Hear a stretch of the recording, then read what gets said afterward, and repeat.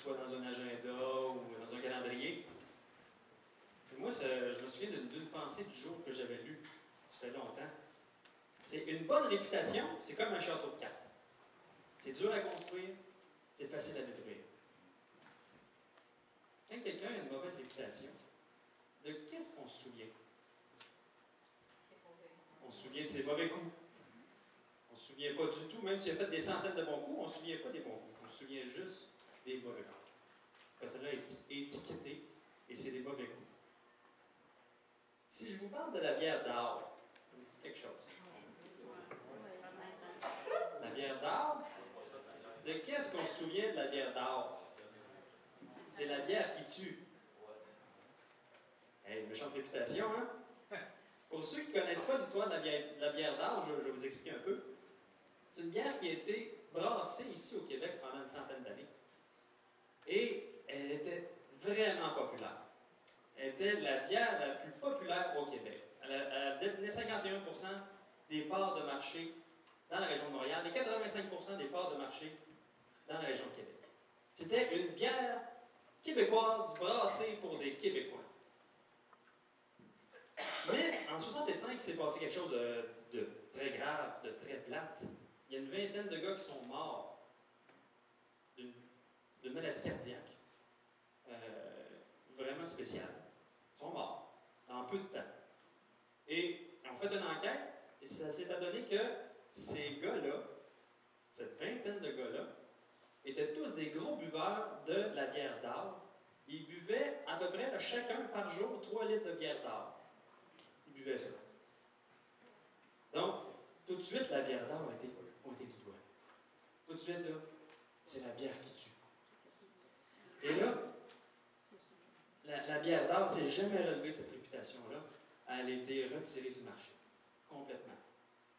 Même sans qu'il y ait eu vraiment de preuves concluantes qu'elle avait à l'intérieur des ingrédients qui amenaient la mort. Elle a été ôtée. Elle ne s'est jamais relevée de ça. Aujourd'hui, de ce qu'on se souvient de la bière d'Arles, c'est qu'elle a été accusée d'avoir contribué à la mort de 20 gars.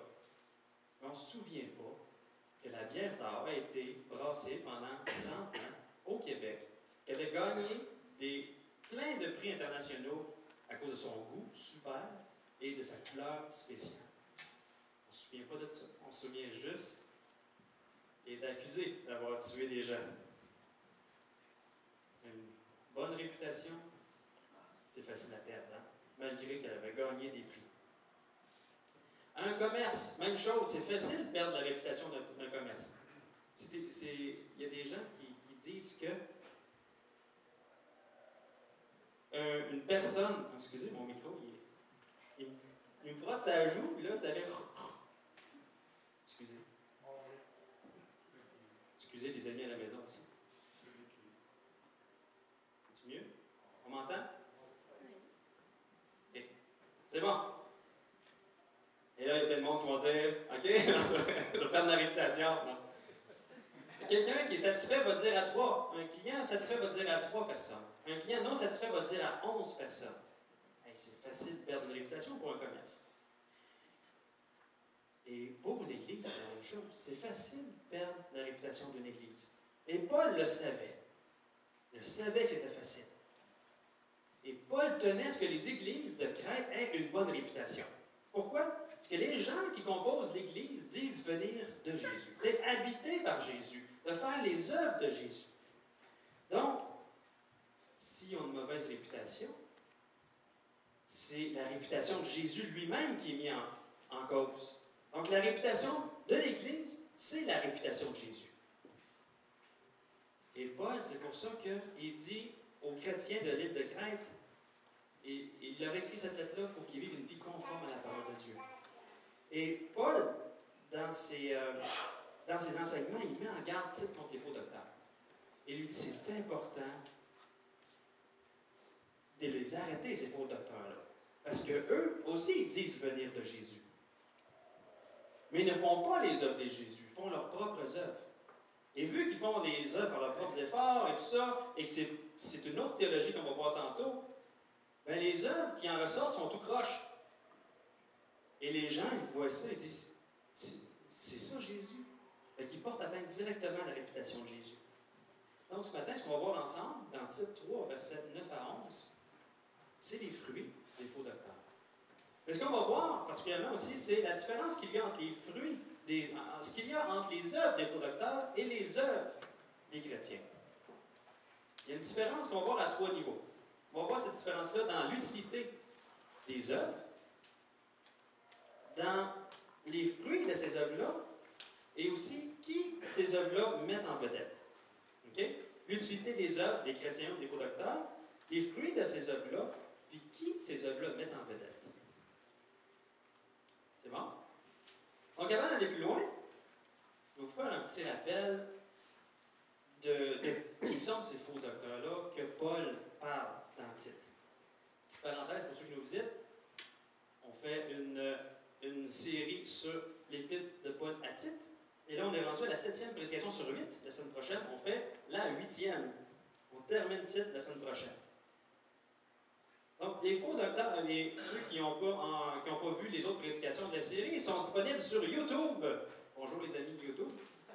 Et vous pouvez avoir accès à YouTube tout simplement en passant par notre site leflambeau.org. Donc, les faux docteurs qui sont mentionnés dans Tite sont des personnes qui mêlent le salut de Jésus-Christ avec les œuvres de la loi. Pour eux, là, ils ne croient pas à la toute suffisance du sacrifice de Christ pour le pardon de leurs péchés. Eux, ils croient que oui, Jésus est mort sur la croix, oui, c'est bien, tout ça, mais je dois aussi mettre en pratique les œuvres de la loi. Donc, je dois aussi respecter la circoncision, de ne pas manger d'animaux impurs, de me laver les mains avant de manger d'une manière spéciale, peut-être 15 fois par jour. Toutes sortes de rituels de purification. On a vu ça dans Tite 1, versets 10 à 16. Donc, ils ajoutent des choses au salut en Jésus-Christ. Ils gardent un contrôle sur leur salut. Mais ça, c'est pas le salut. Ils croient un faux évangile. Le salut, c'est le pardon des péchés par la grâce de Dieu seul, puis qu'on le prend tout simplement par la foi seule. Donc, c'est une grâce de Dieu seul qui nous est donnée et qu'on l'accepte par la foi seule. Si on ajoute quelque chose, un rituel quelconque, ou peu importe, ou telle prière ou telle affaire, ben nos péchés ne sont pas pardonnés parce que c'est pas ça le vrai évangile, c'est pas ça le vrai salut. C'est plus une grâce de Dieu, c'est des mérites. Et la grâce de Dieu s'arrête lorsque nos mérites commencent. Quand on le mérite, c'est plus une grâce. Donc le salut, c'est une grâce de Dieu. Ajouter quelque chose au salut, c'est comme si on se faisait offrir par Jésus un voyage dans le sud tout inclus. Et là, on dit, OK Seigneur, OK, mais je vais faire un deal avec toi. Oui, j'accepte, mais dans l'avion, c'est moi qui vais faire l'hôtesse de l'air. Mais qu'on arrive à l'aéroport, mais qu'on parte de l'aéroport, c'est moi qui vais passer l'autobus. On va arriver à l'hôtel, c'est moi qui vais faire à manger. C'est moi qui vais laver la piscine. C'est moi qui vais tailler les arbres dans le décor. Mais c'est plus un tout inclus, ça. C'est plus le cadeau que le Seigneur offrait. Le voyage tout inclus. C'est autre chose. Jésus, ce qu'il veut donner, c'est un vrai voyage tout inclus. C'est lui qui fait l'hôtesse de l'air. C'est lui qui conduit l'autobus. C'est lui qui nous nourrit. C'est lui qui lave la piscine. C'est lui qui prend soin de nous. C'est lui qui taille les arbres dans le décor. C'est ses œuvres à lui. Puis lui, tout ce qu'il veut, c'est qu'on marche là-dedans et qu'on jouisse de ce que lui fait. Tout simplement. Donc ça, c'est le vrai cadeau que Dieu nous offre. Et pas le deal. Ah, ben, tu me donnes ça, mais moi, je fais ça. Et là, on va bien s'entendre. Non, c'est pas ça. C'est pas ça. Donc, les faux docteurs qui sont nommés dans le titre, ils sont montés, et puis même chose dans 1 et 2 Timothée, c'est les mêmes types de faux docteurs. Ce ne sont pas des chrétiens, mais des théologiens qui sont partis leur propre doctrine, leur propre religion. C'est ça, c'est des faux docteurs qui sont là. Donc, on va lire maintenant Tite 3, versets 9 à 11, qui nous parle des œuvres des faux docteurs. Tite 3, versets 9 à 11. Mais évite les discussions folles, les généalogies, les querelles, les disputes relatives à la loi, car elles sont inutiles et vaines. Éloigne de toi, après un premier et second avertissement, celui qui provoque des divisions, sachant qu'un homme de cette espèce est perverti et qu'il pêche en se condamnant lui-même. Donc, les œuvres des faux docteurs sont terribles, elles sont complètement différentes des œuvres des chrétiens. Le premier contraste, la première différence qu'il y a entre les œuvres des faux docteurs et les œuvres des chrétiens, c'est l'utilité. Les œuvres des faux docteurs sont utiles à quoi? Au verset 9, on en voit un peu de ces œuvres-là. Les discussions folles, les généalogies, les querelles, les disputes relatives à la loi. Vu que ces faux docteurs-là sont bâtis leur propre théologie, leur propre religion, leur mission, c'est quoi? Convaincre tout le monde que c'est eux qui ont la vérité. Par des débats, par des discussions, par toutes sortes de choses, par toutes sortes de querelles, pour nous amener dans la vérité. C'est ça leur mission, dans leur vérité à eux. Mais Paul dit que ce sont des discussions folles. Et souvent, ces discussions folles-là, ce sont des choses que la parole de Dieu parle. Vous venez pas l'avoir. Ce sont des choses que la parole de Dieu parle, mais que eux, ils le saisissent par leur propre logique ou par la chair. Exemple. Le samedi matin, quelqu'un cogne à ta porte, dans le cadrage de porte, il essaie de te convaincre que Jésus n'est pas Dieu. OK? Et c'est quoi sa base? Sa base, c'est que c'est illogique. Complètement illogique. Regarde. Comment ça se fait que Jésus, lui, il parle à Dieu? C'est impossible si c'est lui qui est Dieu. Ou bien, quand Jésus s'est fait baptiser, le Saint-Esprit est descendu sur lui, puis il y a une grosse voix qui s'est fait entendre du ciel. Ceci est mon Fils bien-aimé, en qui j'ai mis toute mon affection. Mais si Jésus était Dieu, c'était Dieu la voix. On aurait vu sa bouche bouger. Donc, c'est clair, c'est logique que Jésus n'est pas Dieu. Mais, là, il dit, ben, essaie de prouver ça d'abord.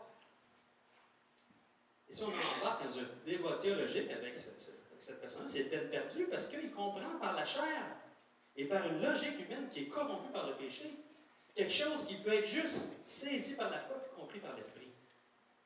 Donc, ce n'est que vaine discussion, ça fait juste tourner, ça fait juste des querelles. Je pense que je vais prendre ton micro, s'il te plaît. Faire un switch. Désolé.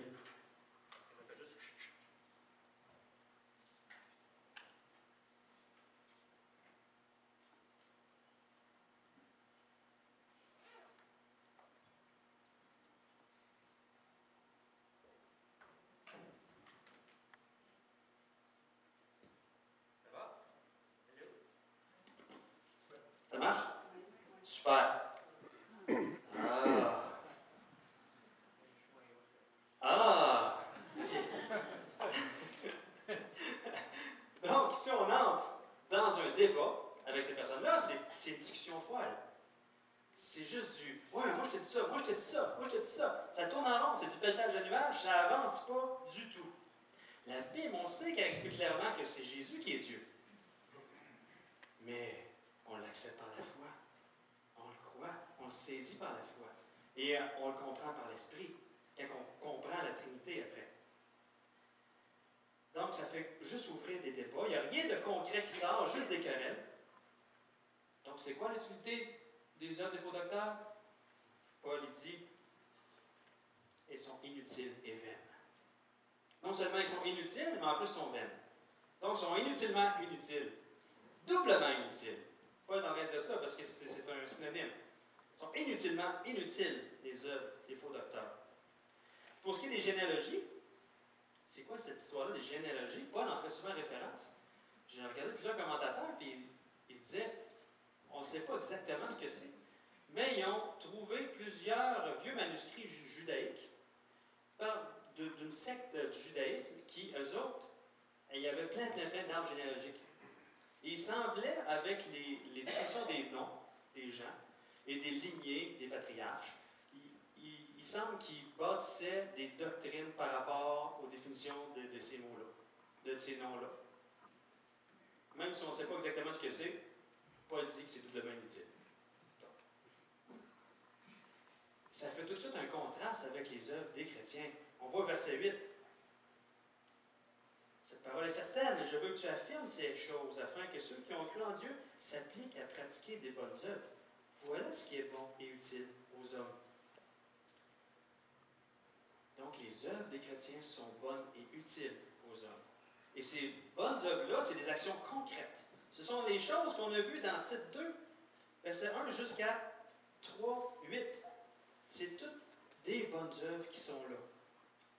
C'est pas juste du pelletage de nuages. C'est des choses concrètes qui font avancer le royaume de Dieu. Parce que la théologie et la doctrine, ça n'apporte pas, quand c'est juste de la tête, ça n'apporte pas de changement durable.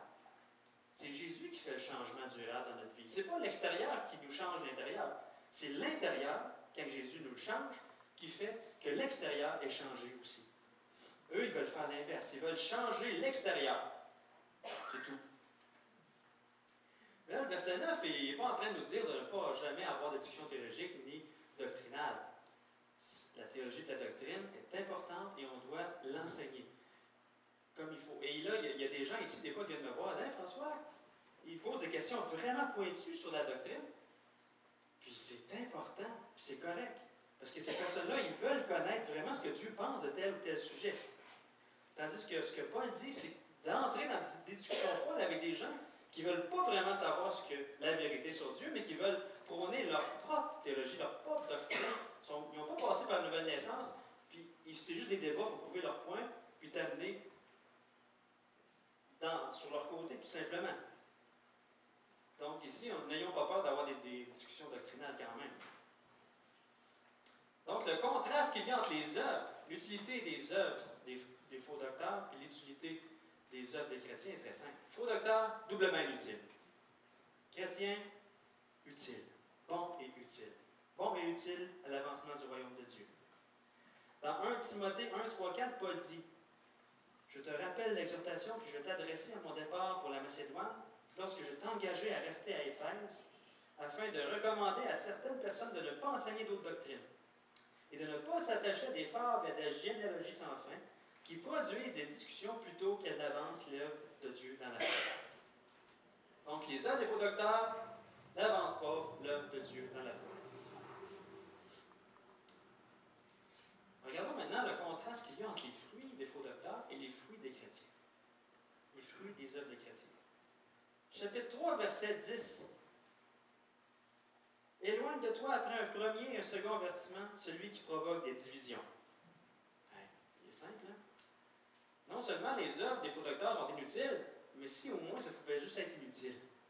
Non, en plus, ça provoque des divisions. En plus, c'est très néfaste. Donc, ça nuit. Mais pourquoi ça provoque des divisions? Parce que c'est un autre évangile, basé sur la pureté extérieure, sur des œuvres pour essayer de gagner la faveur de Dieu. Ces œuvres-là, qui se voient de l'extérieur, font... Okay? Ces œuvres-là, soit par la façon de se nourrir, ou par la façon de se laver les mains, ou de manger, ou de s'habiller, non seulement elles contribuent en rien au salut, mais contribuent à condamner ceux qui ne mettent pas en pratique ces œuvres-là. Donc, premièrement, ça divise de cette façon-là. Moi, je fais ça, toi, tu ne fais pas ça. Exemple, hey, t'es un chrétien, toi, puis tu bois de la bière. T'es un chrétien, toi, puis tu écoutes la télé. Hey, toi, t'es un chrétien, puis tu manges du porc. T'es un chrétien, puis tu fais ci, tu fais ça, tu fais pas ci, tu fais pas ça. Donc, ça sert, ça a pour fruit de la division parce que ça met un fardeau sur les autres, puis ça juge les autres qui ne mettent pas en pratique ces œuvres-là. Et en plus, vu que ces personnes-là, ces faux docteurs-là, ils sont rebelles à l'autorité, ils n'écoutent pas Tite, ils n'écoutent pas Paul, ils n'écoutent pas les anciens dans l'Église, puis ils vont propager leur doctrine. Et là, qu'est-ce que ça fait? Ça rentre dans les familles, et Tite 1, verset 11, ils divisent les familles entières, ils bouleversent des familles entières. Parce que leur théologie apporte une autosuffisance à Jésus, c'est complètement différent. Et les œuvres apportent des ordonnances et des choses lourdes sur les gens. Et les gens qui voient ça, ils disent venir de Jésus, eux autres. Et ils écrasent les autres, puis ils jugent les autres. Et ils apportent ce fardeau pesant sur les autres. C'est ça, Jésus. J'en veux pas, moi, de Jésus. Donc, non seulement ça divise dans l'Église, mais aussi ça éloigne les gens de Jésus. Les gens qui ne connaissent pas Jésus, ça les éloigne de Jésus, tout simplement. C'est pour ça que Paul dit de les éloigner après un premier et un second avertissement. Parce qu'ils provoquent des divisions. Donc, le premier fruit, les fruits des œuvres des faux docteurs, division et éloignement du vrai évangile. Maintenant, c'est quoi les fruits des œuvres des véritables croyants? Premièrement, ce n'est pas division, mais une unité les uns envers les autres. Pourquoi? À cause de l'Évangile qui a régénéré les croyants. Cette puissance que Dieu a donnée, Dieu a donné la vie à des corps morts. Et à cause de l'Évangile qui sanctifie, Jésus les amène de plus en plus à ressembler à lui-même, à faire ses œuvres. Et ces œuvres-là, dans Tite, c'est tout simplement, dans l'Église, c'est le chapitre 2. Et ces œuvres-là, la vie de Jésus en nous qui nous amène à nous aimer les uns les autres, et comme on l'a vu, les vieillards prennent soin des plus jeunes. Les vieillards apportent un enseignement aux plus jeunes. Ils sont patients, ils les aiment, ils prennent soin d'eux autres. Ils veulent les édifier pour les amener à connaître de plus en plus Jésus aussi. Les femmes âgées prennent soin des plus jeunes femmes pour leur montrer comment aimer leur mari, comment prendre soin de leurs enfants. Les couples ensemble, ils s'aiment l'un l'autre. C'est Jésus qui fait le ciment entre les deux. Hein, dans le mariage, deux pierres difformes et Jésus au centre qui marie les difformités. Jésus prend soin, là, et Jésus en nous qui nous amène à nous aimer les uns les autres. Donc, les fruits des œuvres des chrétiens, c'est quoi? C'est l'unité, le rapprochement, parce que c'est Jésus qui fait ça au travers de nous. Et non seulement Jésus transforme les cœurs des croyants pour s'aimer de plus en plus et vivre l'unité, mais en plus, Jésus qui aime les personnes qui ne connaissent pas, qui ne le connaissent pas, et qui a de la compassion pour eux, fait ce changement-là dans le cœur des croyants pour les amener à prendre soin et à avoir de la compassion pour ceux qui ne connaissent pas encore Jésus. Et là, les personnes qui ne connaissent pas encore Jésus, ils voient, les autres, ils disent, venez de Jésus, puis ils prennent soin de moi comme ça, puis ils ont de la compassion pour moi comme ça. Moi aussi, j'en veux de Jésus. Donc, le fruit des œuvres des chrétiens, c'est quoi? L'unité, puis de semer le désir de connaître Jésus. C'est pour ça que Paul veut que les chrétiens de l'île de Crète vivent une vie conforme à la parole de Dieu. Parce qu'ils vont semer ce désir-là aux autres qui vont regarder de connaître Jésus.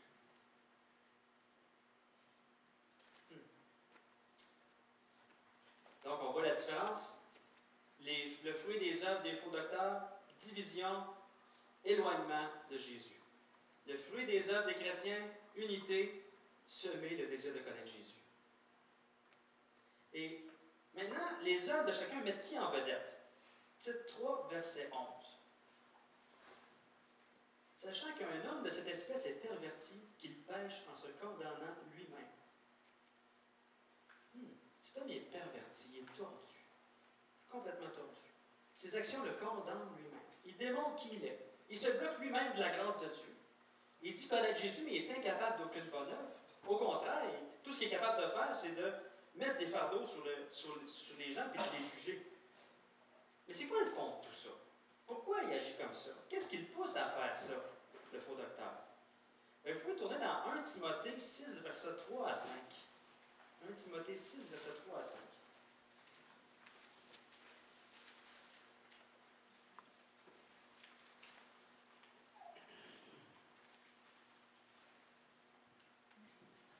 « 1 Timothée 6, versets 3 à 5. Je vous lis ça. Si quelqu'un enseigne de fausses doctrines, il ne s'attache pas aux saintes paroles de notre Seigneur Jésus-Christ et à la doctrine qui est selon la piété. Il est enflé d'orgueil, il ne sait rien. Il a la maladie des questions oiseuses et des disputes de mots, d'où naissent l'envie, les querelles, les calomnies, les mauvais soupçons, les vaines discussions d'hommes corrompus d'entendement, privés de la vérité et croyant que la piété est une source de gain. Donc, quelqu'un qui croit un faux évangile, un autre évangile, autre que celui qui est une grâce de Dieu, seul, acquise par le moyen de la foi seule, eh bien, fondamentalement, cette personne-là croit qu'elle peut se sauver elle-même. Okay? Et comme Paul le dit dans le verset qu'on vient de dire, dans le verset 4, il est enflé d'orgueil, ben, c'est la cause de ces mauvaises œuvres. C'est la cause des divisions. C'est la cause de sa théologie. Il est enflé d'orgueil. Je suis capable. Mes œuvres me mettent en vedette, moi. Regardez mes œuvres. Je donne ma dîme. Regardez comment je me lave les mains avant de manger. Je suis saint. Je suis pur. Regardez, je ne mange jamais de porc. Je ne mange jamais rien d'impur. Je possède une connaissance que vous n'avez pas. J'ai la vérité. Vous êtes dans le champ. Ce sont les œuvres des faux docteurs. C'est l'orgueil qui est là.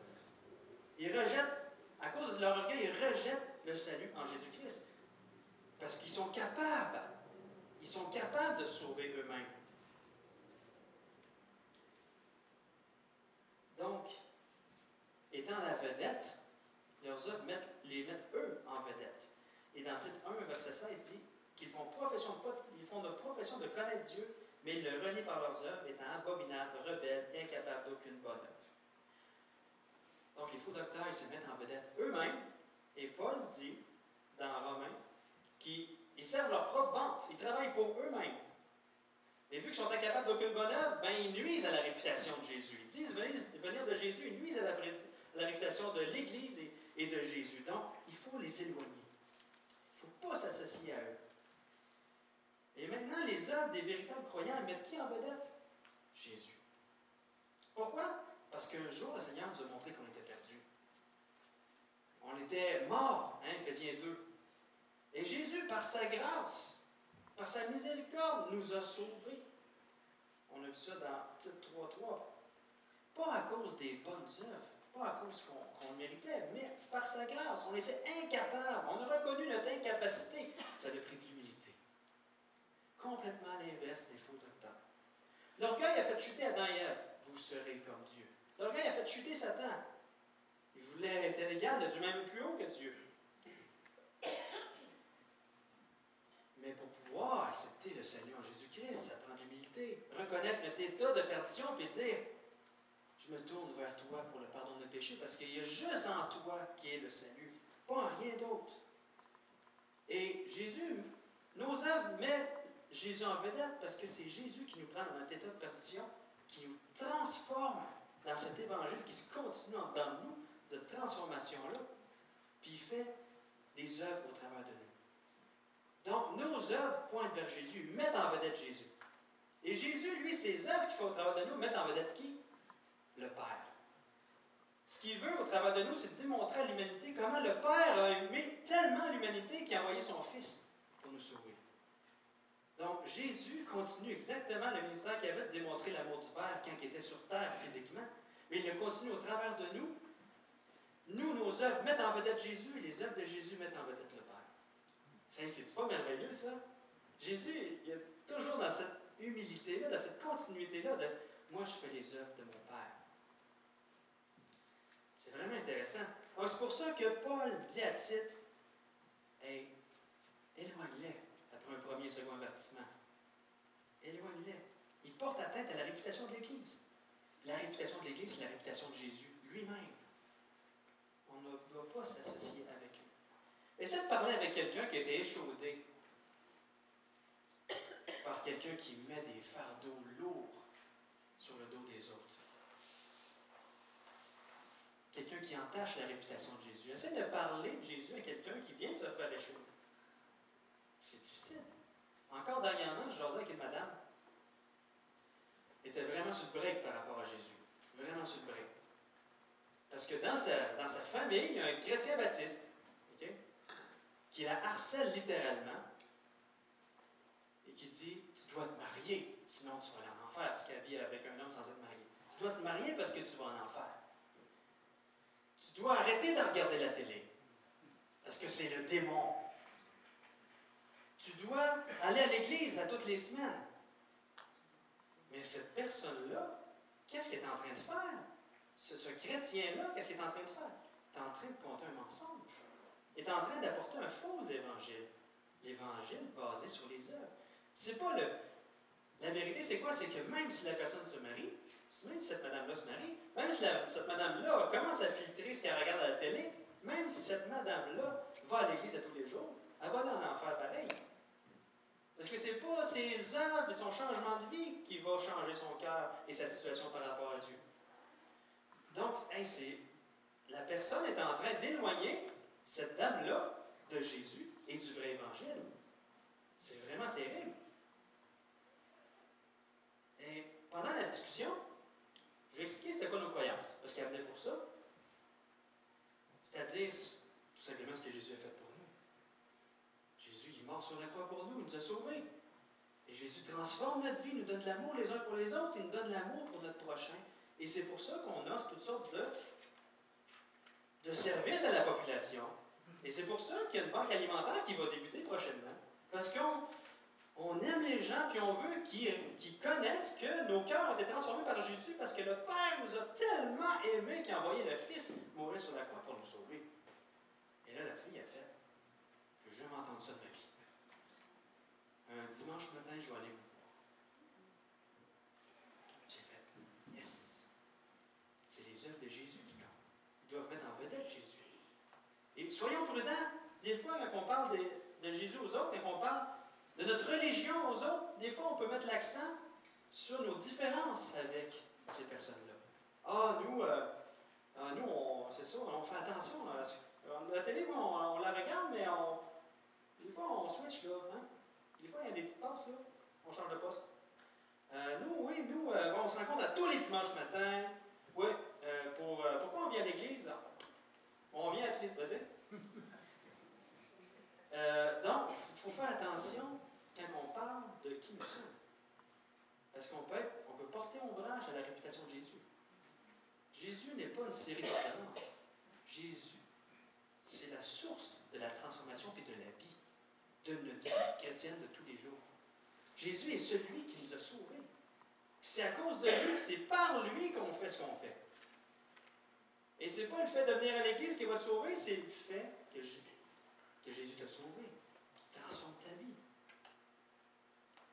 Donc, il faut être prudent nous-mêmes dans notre façon de penser, notre façon de voir, notre façon de parler aux autres, que Jésus n'est pas une série d'ordonnances. Jésus n'est pas une religion.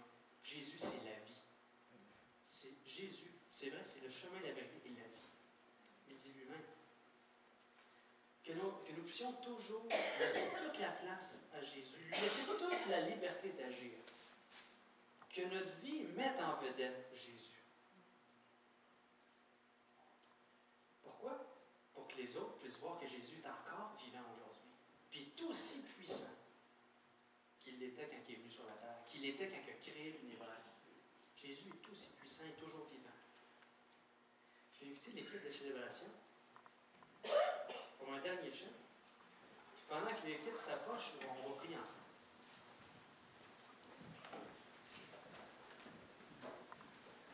Seigneur Jésus, je voudrais te remercier pour ces avertissements par rapport au faux docteur, Seigneur. Seigneur, amène-nous à pas te porter ombrage, jamais, Seigneur. À pas nuire à ta réputation. À te laisser vivre en nous. Te laisser nous transformer à chaque jour, Seigneur. À être constamment centré sur toi, sur ce que tu as fait pour nous, ce que tu fais au travers de nous, ce que tu veux de nous, Seigneur. Centré aussi sur le fait que tu vas revenir. Et ce qui compte, là, c'est notre vie avec toi pour l'éternité.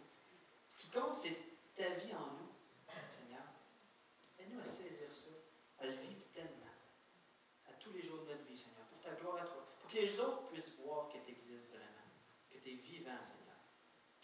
Merci pour ce que tu vas faire, Seigneur. Donne-nous de prendre garde à la façon dont on parle de toi, Seigneur.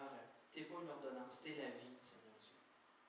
Aide-nous à vivre ta vie, ta gloire à toi. Amen. On peut chanter ce dernier chant.